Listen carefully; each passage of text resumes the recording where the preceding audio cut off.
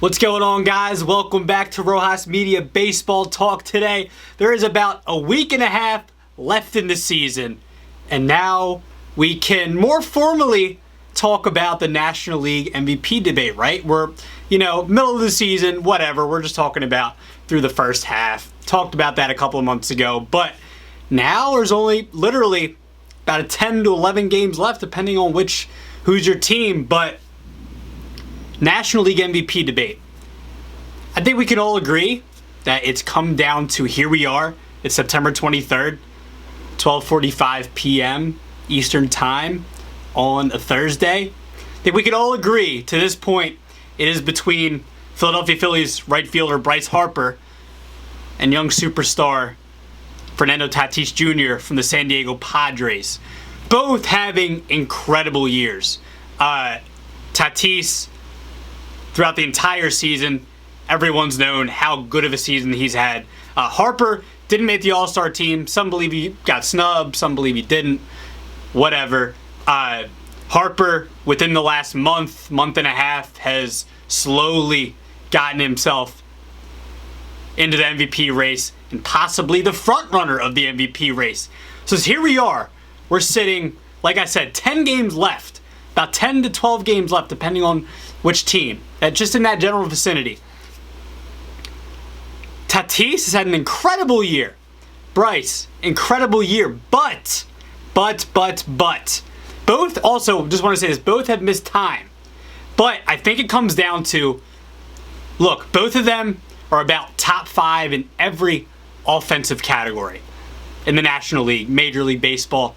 But just specifically, just looking at the National League for the NL MVP. I think it comes down to Harper has missed less time. He's played, 12 more games. 12 more games than Tatis. I know that's not a lot, but look, to this point, Tatis has played 119 games. Harper's played 131. Harper's going to finish the season playing 140 to 141 games. Tatis is going to finish the season playing just around 130. I think availability to your team, to both these teams where, look, they're both, the Padres are going to try and make the wild card. It's going to be tough for them. It looks like the Cardinals almost pretty much got this locked up. But look, 10 more games. We'll see what happens. The Phillies, 3 games back in the National League East. I don't think either of these teams, in my opinion, neither of these teams are going to make the playoffs. Just with the Padres, just the second half they've had has not been good. The Phillies have just been mediocre, have really been lucky to stay in the race. But neither of these teams are making the playoffs, so get out of here with that, whichever guy's team makes the playoffs. Yes, the Phillies and Padres both have a chance, and in my opinion, the Phillies probably have a little bit of a better chance than the Padres do to get to the playoffs. But I don't think either of these teams are making the playoffs. Phillies, Padres are making the postseason, so it comes down to which team has been, or which player has been more valuable to their team. If you look at B-WAR, Baseball References WAR, Tatis has a higher WAR than Harper. If you look at Fangraphs WAR, Harper has a higher WAR than Tatis. They calculate WAR a little differently. I know Baseball Reference calculates it via OPS plus. Fangraphs does it via weighted runs created plus. So different stats.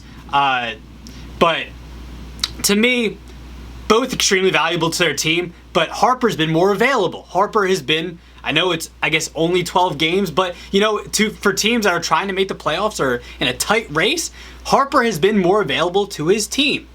He's been more available. And look, lately, you look at the stats, Harper's been, they're both top 5 in, most offensive categories, but Harper's leading in more categories right now. And look, and this isn't me saying Harper is a lock. I can see somebody saying Tatis is the MVP this year as well. I think it's that tight of a race. I think it's very tight. Yes, maybe Harper leads a little more over Tatis in offensive categories, but if you're adding everything up, just look at all the big picture. It's extremely, extremely close. And you can argue Tatis, man, more home runs, more stolen bases. He's top 3 in stolen bases. The power and speed, that dynamic is really important. But Harper's been so much more important to the Phillies to me than Tatis has to the Padres. And Tatis has had an incredible season. And we're not going to talk about the fielding, by the way, because fielding, look, Harper has been an average right fielder this year. He's been an average right fielder for most of his career. He's had up years and he's had down years and he's had in-between years. Tatis has had really good years at shortstop and he's had really bad years at shortstop. He's only played in the league 3 years, but hasn't been great this year. But Harper's just been average. So I'm not going to sit here and say, well, Harper's been average at fielding and Tatis hasn't, so automatically Harper's the MVP. I'm not. It's not that much of a gap. It's not Nolan Arenado at third base versus Alec Boehm at third base. It's not that much of a gap to where you can really edge them in that category to give them an MVP. No, we're not doing that. Just Harper to me, man. Harper, just eye test. Not even just statistically. Harper, down the stretch right now, has just been more important to the Phillies. And he has at time really carried the offense. And I know, it's not Tatis' decision to hit in a loaded lineup. Like, the Padres have a very, very good lineup. You got Machado, you got Cronenworth. Like, the Phillies are missing Rhys Hoskins. And I know I usually don't factor how good the player's team is, but as far as this goes, both of them are on the equal level, hovering around 500. So, look, man, to me, it's Harper. Just the fact that he's been more available to his team down the stretch, especially. Tatis has, come down this year with whether it's being on the COVID list or shoulder injuries. I just think that you got to edge Harper, man. You got to edge Harper right now. But I can see someone making the case for Tatis as well. But look, man, Harper's just been really making a case the last month and a half. We're going to see her the last 10 games. Who knows, man? Not a lot of people are talking about Juan Soto, and it could be because he's on a bad Nats team, and I get that. But also, look, if Juan Soto was playing under pressure right now in a pennant race, I'm sure he'd be doing just fine because we saw what he did as a 20-year-old for the Washington Nationals in the 2019 postseason, especially in the World Series. Go look at his numbers in the World Series. Soto, that whole under pressure thing with Soto, it wouldn't be a problem, all right? But Soto, look, man, Soto's right there. He's among the league leaders in WAR. On base percentage is unbelievable, especially like the last couple of months. Unbelievable. Monster second half surge for Soto.